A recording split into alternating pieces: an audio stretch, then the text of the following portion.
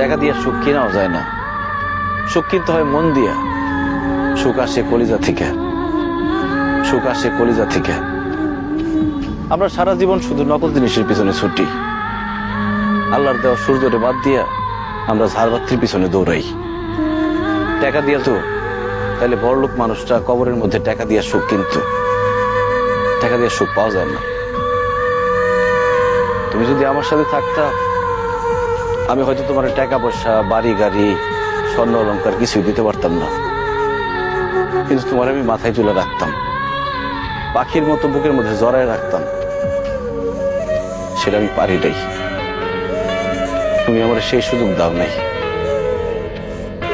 তুমি আমার ছেড়ে চলে যাওয়ার পর কটা রাত যে আমি ঘুমাইতে পারি নাই, সেটা শুধু আমি জানি আর আমার আল্লাহ জানে।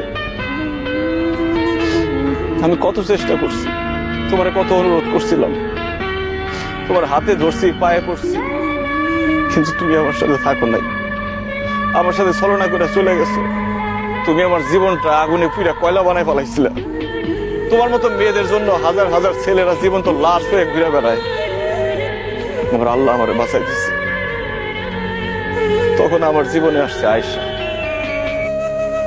আয়েশাও আমার মতো অশিক্ষিত, পড়াশোনা করে নাই, টাকার সুখ সে বুঝে না, কিন্তু সে যে আমার সম্মান করে আর ভালোবাসে, পৃথিবীর সবকিছু দিয়ে মনে হয় সেই ভালোবাসা পাওয়া যাবে না।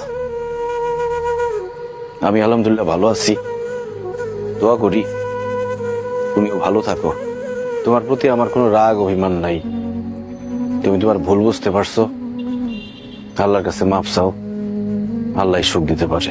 ভালো থেকো।